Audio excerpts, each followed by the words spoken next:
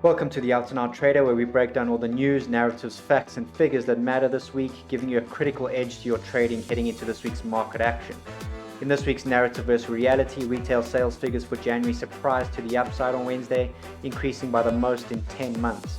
But with a downside revision in December's figures and a closer look at the recent trend, we reveal that the economy is not as strong as people believe.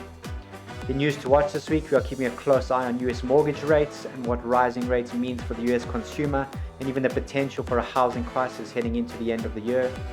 Highlights on the economic calendar this week include US durable goods orders, which will be a massive signpost for future direction of inflation expectations.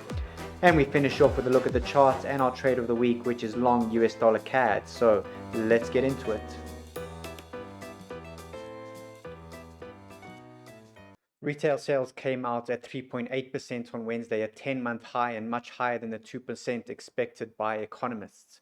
In theory, this supports the idea that inflation will be sustained, as well as the Fed's argument that it's time to begin raising rates in order to fight that inflation. It also indicates that such rate hikes can be sustained moving forward. However, taking a closer look at the numbers and most importantly the recent trends, we see a different picture beginning to emerge. Firstly, data for December was revised down significantly to show sales declining 2.5% instead of 1.9% as previously recorded. And secondly, over 30% of those increases can be attributed to inflation, which gives the illusion that sales volume and demand for goods have increased, when in fact it is just prices that have increased.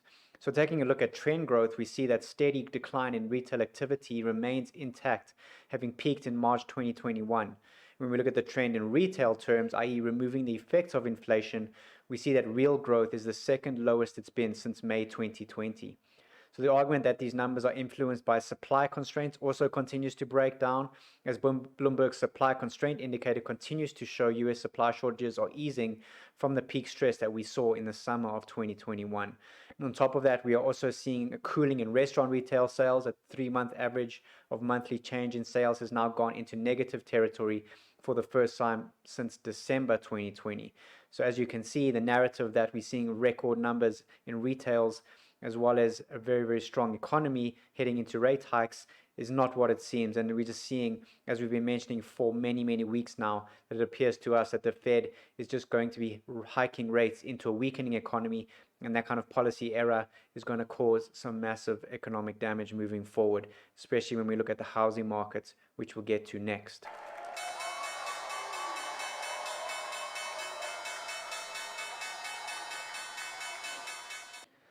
This week, we saw the Wall Street Journal reporting that mortgage rates were closing in on 4%, making home affordability tougher for the US citizens. So real estate is the biggest global asset class by market cap, and 2021 was one of the best years ever for the housing market, mostly because of the low rates and stimulus checks that we saw flowing from the Fed and the US government. It obviously led to a massive surge in housing purchases and housing prices. These increased housing prices in turn led to higher rental figures, which have added to the inflationary pressures we've been seeing, as well as the argument that this inflation will be sustained moving forward. So we believe that the rising prices that we've seen last year have led to a speculative boom in the housing markets, similar but smaller to what we saw in 2008. And this in turn has led to a big increase in the supply of houses on offer, as new homes are added to the market as a result of the increased speculative demand. So now, as the Fed looks to raise rates in order to deter inflation, we will see an increase in the mortgage rate, which means the cost of owning a home will begin to climb. Thus far, the mortgage payment on the Meridian house in the US has gone from $1,400 in January 2021 to $2,000 in January 2022. That's a 42% increase in mortgage payments.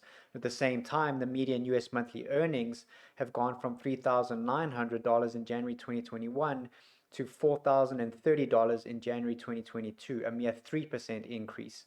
So at this rate, how many people will be able to afford their mortgages if prices don't decrease? How many people will begin to offload their speculative properties onto the market because they no longer can afford the mortgage payments? And what will that do to the housing market in the US? So when we look at the year-on-year change in the house price index, we see that historically, every time year-on-year change exceeds 10%, the following years see a housing price tumble, which is followed by a recession later on. And this is what we saw in the late 70s into the early 80s, with both the 1980 and 1981 to 1982 recessions being triggered by tight monetary policy in an effort to fight mounting inflation. And we saw the same thing when the Fed attempted to hike rates in 2005, which culminated in the global financial crisis in 2007. Now, to make matters even worse, Americans have taken on more new debt in 2021 than in any year since before the 2008-2009 financial crisis.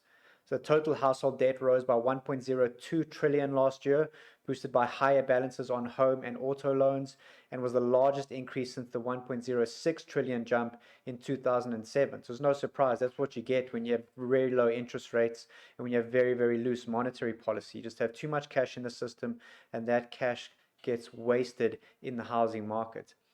So with the US consumer already under pressure as a result of inflation, if rates begin to climb, we may see a mass exodus of the housing market and potential defaults on mortgages, which will drag down the entire US economy, much like we saw during the early 80s and the global financial crisis. So keep in mind, you have been warned. Keep a close eye on these figures moving forward. And if interest rates start to climb, we're going to start to see a lot more debt defaults in the housing market, and beyond that, to think about corporate debt. There's just a whole lot of debt in the system that's going to be unwound in a negative way in the form of defaults moving forward.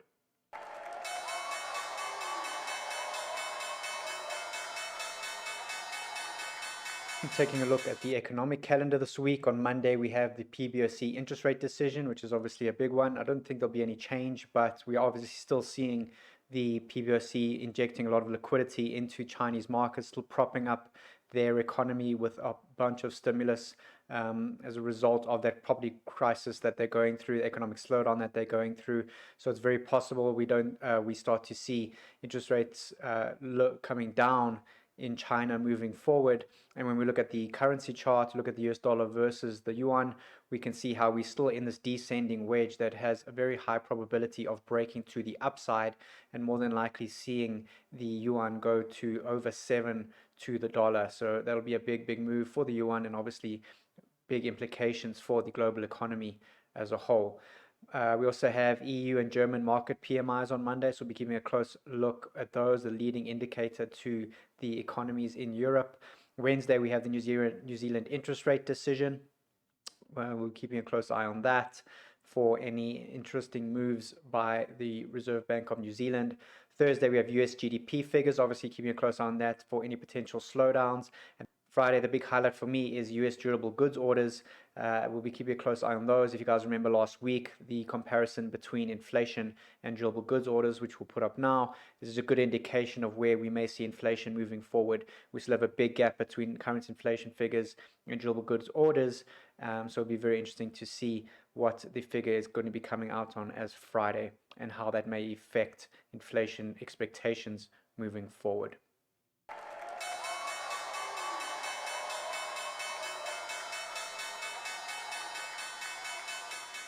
And finally, taking a look at the charts this week, obviously we're always going to be keeping a close eye on the dollar, and looking at the euro. As we mentioned last week, it's very possible we may have seen the top of that move from the lows at 111-ish all the way up towards 114. The full price target of that move was around about 116, but getting up to this 114.70 region was considered enough to be the minimum move that we look for in this bigger ABC corrective structure. And when we go to the lower time frames, you can see since that move, we've seen a pretty strong move off those highs and no price action that resembles further upside from here moving forward, which is very interesting to see. We're still kind of unconfirmed, but the probabilities are definitely weighing for a weaker euro, stronger dollar moving forward, and the potential if this corrective structure is now complete. And going to the dailies, if that corrective structure is complete, the next move to the downside is going to take us, I believe, beyond the 1-to-1 on the euro US dollar over the next few months into next year, which obviously very bearish for the euro. It's more to do with the bullishness in the US dollar and the dollar liquidity issues around the globe that are going to push that dollar much higher than people are expecting. When you look at the pound, we're seeing very similar moves. We're seeing this big running, expanding triangle. We saw a little bit of a lower time frame corrective move to the upside, which may have lost steam heading into the close. So we'll be keeping a close eye on this pound chart, because if this move to the downside now begins to be sustained, it means we've had a wave failure to the upside, and now the higher time frame structure is beginning to play out as further downside, which again will take us a lot further down than where we are from here. The long-term target on the weekly chart for that move is back to the March 20 lows at 114.80 and more than likely beyond that moving forward. Seeing the same thing in commodity currencies, just struggling to make new highs. It does look like higher highs, but we haven't actually made higher highs. We're still well beyond the 13th of January. And every time we push higher, you can see that we get these big moves down. So there's lots of resistance overhead. And again, if we can see this resistance be sustained, we believe that the Aussie dollar, US dollar is again going back down to at least the March 20 lows once again. Same with New Zealand dollar, down to March 20 lows at 0.5485, more than likely beyond that. Probably down to the 2009 lows at 0.48. And then US dollar CAD, we are looking at a lower time frame structure that's forming for good trade this week, but on the higher time frames, before we get into that, we have this bigger impulse to the upside, which will see the US dollar CAD breaking those March 20 levels and those January 16 levels to the upside, and obviously beyond that moving forward, probably breaking 1.6 to the upside, beyond that heading into like 2024 moving forward. In the lower time frames, you can see we've had a pretty good move off these lows back in May 2021. Nice impulse going into this nice ABC corrective structure. Couple of faults with it that I don't really like, but still works out either way for a corrective move, for a break to the upside moving forward. And then when you go to the lower time frames, you can see how most recently we've had a really nice move off those lows from 21st of January. Very nice strong impulse, and we've gone into what looks to me like a nice triangle corrective structure. We've got a nice A, B, C, D, E, a lot rarer than most people believe, but as effective as any other corrective pattern. And if that is the case, at the very least we should see a move up to that 130 level, kind of back to the highs that we saw in August and then later on in December. And then again, as we said, when we go to the higher time frames, that's just the beginning of a much bigger move to the upside. And that's why we really like this US dollar CAD trade. When we look at the risk reward on the short term, if you're holding it for the short term, we're getting at least 2 to 1 on this one. Upside targets sitting at around about that 130 region. We are now sitting at 2.13 to 1 risk reward ratio. As I said, more than likely in the longer term, that's going to go much higher and could bounce pretty strongly from here. A little bit wary about this little corrective structure we have here. It's very possible we pop higher and then just pull back once more, and then all of that actually sees this corrective move turn into a bigger A, B, C, D, E type structure, kind of its own little running triangle. A very, very bearish structure for the CAD, a very bullish structure for the dollar, but a running triangle will just show that we have serious momentum to the upside. So I'm just concerned about that pullback following that and how deep that goes, but eventually I believe we're going to break higher. So I think for now, keeping it a short-term trade, and we'll be looking to get into something a little bit long-term down the line once the structure completes itself and once we see the kind of price action we're getting at that 130 handle. It's cool, guys. As you can see, we expect the dollar should continue its reign moving forward. Interest rate hikes always going to be strong for the dollar. Liquidity issues around the globe as a result of those interest rate hikes are going to be good for the dollar. So we remain dollar bulls, we remain precious metals bears, we remain emerging market bears, and yeah, pretty much bearish everything else except oil, which we believe will top out at around about the $100 to $110 region before rolling over. Oil tends to be the last thing to roll over, and as always, we're keeping a close eye on the commodities index, the CRB index, which is now sitting right at that level we've been looking for, or looking at basically since March 2020, since the lows. And you can see how we're sitting right at that 268 region. Now we just need to see if that is going to start to roll over, and if that rollover begins, then we know that the structure that we're looking at is playing out. We are going back to that deflationary trade, most likely as a result of China, but it's probably more complex than just a Chinese issue. It will be global, like the global financial crisis, and it will lead to the disinflationary pressures, potentially even deflationary pressures moving forward. And just keeping in mind The 5-year forward inflation expectations made new lows this week. Go to the daily, or close to new lows this week, excuse me. And those continue to roll over.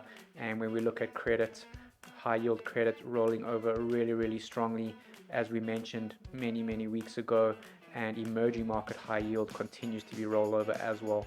Just big signs that the financial system is under pressure, and we could see some big moves in the market and some big volatility moving forward, as we've been warning about for many months. It's cool, guys. As you can see, lots on the cards this week. We'll be keeping a close eye on those durable goods figures. We'll be keeping a close eye on those interest rates, hike potentials, and what that means for the US housing market, the US economy. There's just so much going on at the moment, and very volatile markets that we need to keep an eye on. So yeah, if you're with us, members, we'll be keeping a close eye on these markets. So keep watching your feeds, keep watching our daily market updates, and any questions you have, feel free to get hold of me. And investor guidance members, I've just posted a portfolio update on Friday, so take a look at that. We just added a new equity to the list that we're going to be looking to buy pretty soon, and it looks like a really good buy to me. If you're not a member of either of those, take a look at our website, senecalytics.com. Link is in the description below. You can get more details about those services. So thanks, guys, for watching. Please like and subscribe, really helps me with those videos, and we will see you again next week. Much love, take it easy, stay nimble.